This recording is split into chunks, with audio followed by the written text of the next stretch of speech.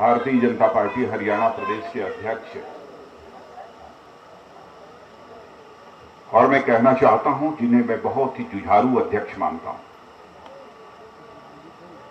और बहुत ही मैं सफल अध्यक्ष मानता हूं, ऐसे श्री रामविलास जी शर्मा, हमारे हरियाणा के प्रभारी प्रोफेसर जगदीश जी मुखी, सह प्रभारी डॉक्टर अनिल जी जैन, हमारे राष्ट्रीय प्रवक्ता कैप्टन अभिमन्यु सिंह जी, पूर्व सांसद रामचंद्र जी बैदा, पूर्व अध्यक्ष प्रोफेसर गणेशी लाल जी, पूर्व अध्यक्ष श्री रतनलाल जी कटारिया, यहां उपस्थित मेरे सभी सम्मानित बुजुर्गों, नौजवान दोस्तों, मैं जानता हूं कि काफी देर से आप सब यहां आए हुए हैं और हमारे पार्टी का यह केंद्रीय मुख्यालय है, यहां का मैं अध्यक्ष हूं। फिर भी जो आपके अंदर मैं उमंग और उत्साह देख रहा हूं, मेरा विश्वास अब यह पक्का बन गया है कि अब हरियाणा में भी भारतीय जनता पार्टी की विजय पताका फहराने से अब हमें कोई ताकत रोक नहीं सकती।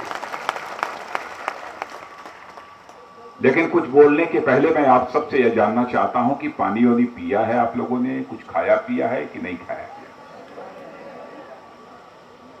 क्योंकि आप हमारे कार्यालय में आए हैं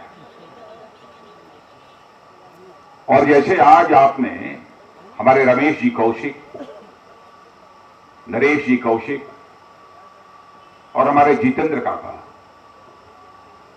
तीन लोगों के पार्टी के में सम्मिलित होने के अवसर पर यदि आपने इस पार्टी कार्यालय को खचाखच भर दिया है, तो मुझे पूरा विश्वास है कि यदि कहीं हरियाणा विधानसभा का इस समय चुनाव हो जाए तो आप भारतीय जनता पार्टी के विधायकों से आप हरियाणा की विधानसभा को भी भर देंगे। रमेश जी इसके पहले भी मुझसे एक दो बार मिल चुके हैं और आज रमेश जी जिस समय यहां पर भाषण कर रहे थे, मैं बहुत ही गौर से उनके भाषण को सुन रहा था। उनके एक एक शब्द को मैं बहुत ही गंभीरतापूर्वक सुन रहा था और नक से लेकर सिख तक उनकी तरफ मैं नजर गड़ाए हुए था। मैं कह सकता हूं बहनों भाइयों, राजनीति में ऐसे बिरले ही नेता हुआ करते हैं जिनके अंदर इतनी विनम्रता और शालीनता देखने को मिलती है। लगातार दो बार मंत्री रहने के बावजूद इतनी विनम्रता और शालीनता कि मैं किसी के बारे में कोई कटु नहीं कहना चाहता हूं, किसी के बारे में मैं कोई बुरा नहीं बोलना चाहता हूं। कहां होता है आज के जमाने में? रमेश जी, आपके पार्टी में शामिल होने से निश्चित रूप से हमारी भारतीय जनता पार्टी को बहुत बड़ी ताकत मिलेगी।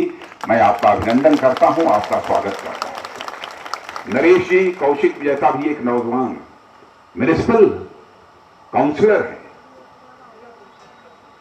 और जिला परिषद के सदस्य हैं और कांग्रेस पार्टी के जिला उपाध्यक्ष हैं, नौजवान आदमी है। मैंने देखा, उनका भाषण तो भी नहीं सुना, लेकिन आगे कभी उनका भी भाषण मैं सुनूंगा।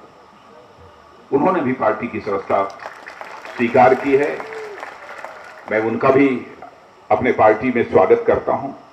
और सब तो सब, रमेश जी आपको बधाई देना चाहता हूं, आप आए तो अकेले नहीं आए, नरेश जी भी आए और साथ ही आप एक काका भी लेकर हरियाणा से चले आए।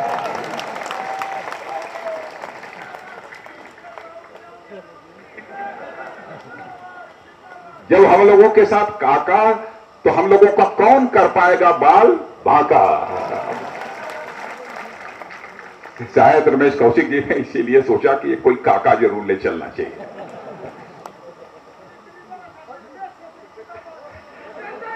काका जी, जितेंद्र काका, आपका भी हमारी पार्टी में बहुत ही अभिनंदन है, बहुत ही स्वागत है। और मैं ये कहना चाहता हूं कि कांग्रेस की हुकूमत ने इस देश को संकट के भंवर में लाकर खड़ा कर दिया है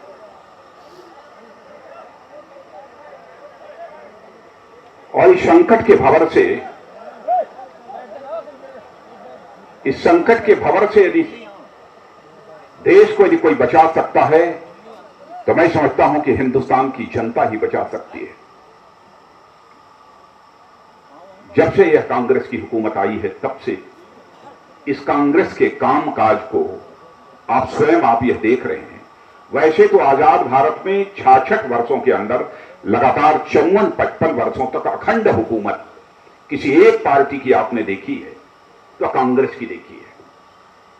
कौन इस सच्चाई को नकार सकता है कि आजाद भारत में 54-55 वर्षों तक अखंड हुकूमत करने के बावजूद इस कांग्रेस पार्टी ने 1947 में जो हमारा भारत सारी दुनिया में माला माल भारत जाना जाता था, उस भारत को आज कांग्रेस ने कंगाल भारत बना दिया है।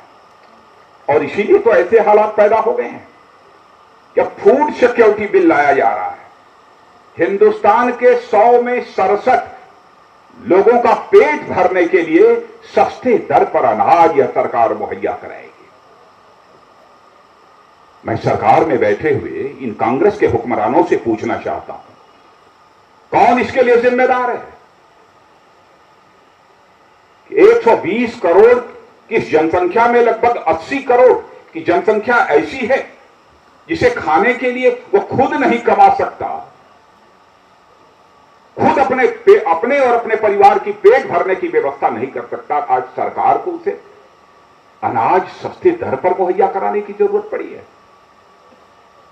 मैं समझता हूं कि वह इसके लिए जिम्मेदार नहीं है जिन्हें अनाज दिया जा रहा है।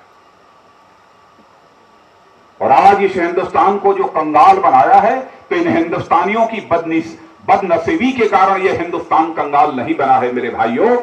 यदि हिंदुस्तान कंगाल बना है तो इन कांग्रेस के कुकृत्यों के कारण कंगाल बना है, इनकी गलत आर्थिक नीतियों के कारण कंगाल बना है, इनके भ्रष्टाचार के कारण यह भारत कंगाल बना है।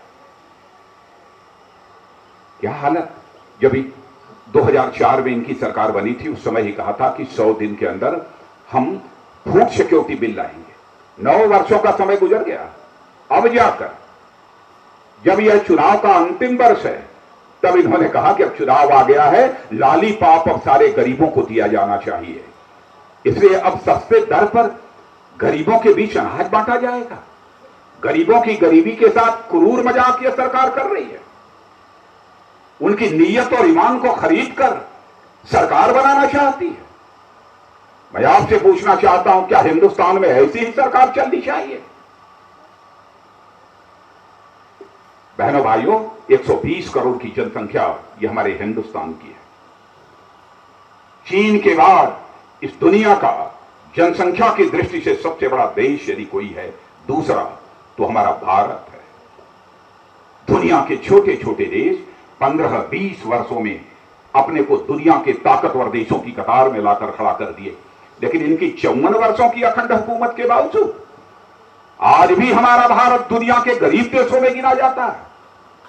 और जानते हैं, ये फूड सिक्योरिटी बिल, खाद्य सुरक्षा बिल जो यह लाया जा रहा है, जो ऑर्डिनेंस जिसका जारी हुआ है, उस पर सकल घरेलू उत्पादन, सारे देश की एक आमदनी नापने का एक तरीका होता है। सकल घरेलू उत्पादन का 3% खर्च होगा।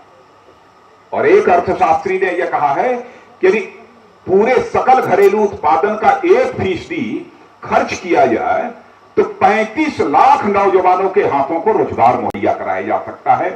तो 3% यदि सकल घरेलू उत्पादन का खर्च होगा तो आप ये समझिए, सरकार चाहे तो 1 साल के अंदर लगभग 1.25 करोड़ नौजवानों के हाथों को रोजगार का अवसर मुहैया करा सकती है। यदि हर साल इस सरकार ने 1.25 करोड़ नौजवानों के हाथों को रोजगार यदि मुहैया करा दिया होता तो मैं समझता हूं आज हमारा भारत आर्थिक दृष्टि से विश्व की महाशक्ति बन गया होता, सारी दुनिया का सबसे ताकतवर देश बन गया होता। लेकिन नहीं, सरकार ने इन सब सारी बातों की कोई चिंता नहीं की। जब भी चुनाव का समय आता है, जनता को लॉलीपॉप देकर, गरीब जनता की नीयत और ईमान को खरीद कर सरकार बनाने की इनकी इच्छा रहती है। मैं बार बार अपनी प्रायः सार्वजनिक सभाओं में जनता से यह अपील करता हूं और अपने राजनीतिक क्षेत्र में काम करने वाले नेताओं से भी कहता हूं, राजनीति कभी भी केवल सरकार बनाने के लिए राजनीति नहीं की जानी चाहिए।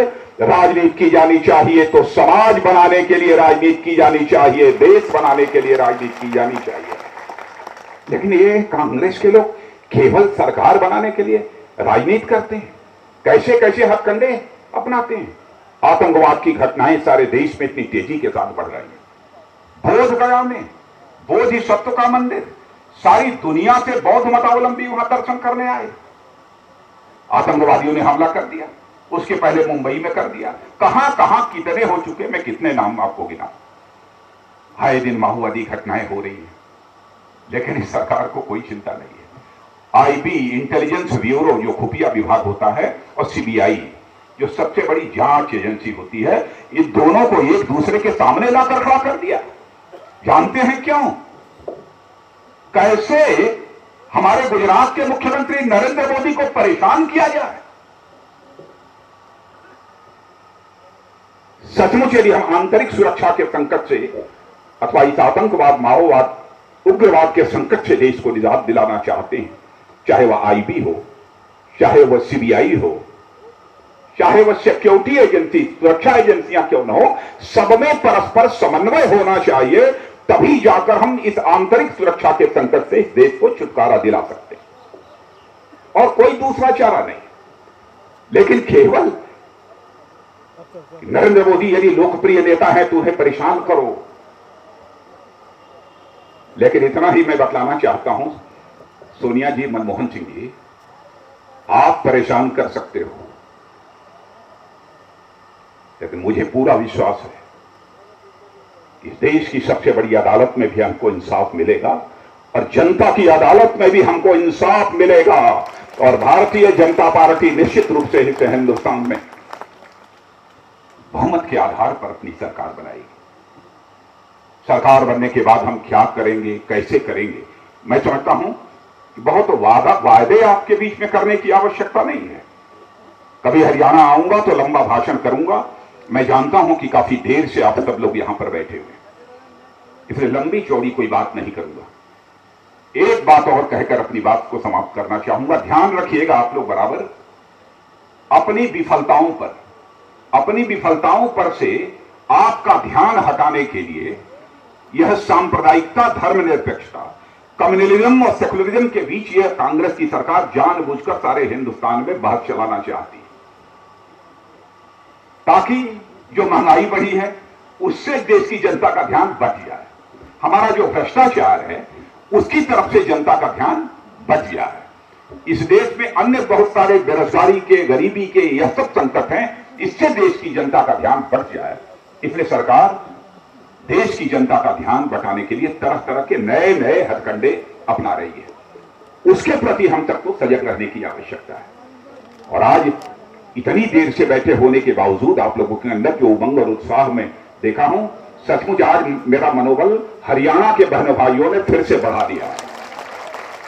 और मैं फिर से रमेश जी कौशिक, जितेंद्र काका, नरेश जी कौशिक, आज जिन लोगों ने भी पार्टी की सदस्यता स्वीकार की है, उनके सारे समर्थकों को भी अपनी तरफ से बधाई देता हूं, और आप सबको धन्यवाद देते हुए अपना निवेदन समाप्त करता हूं।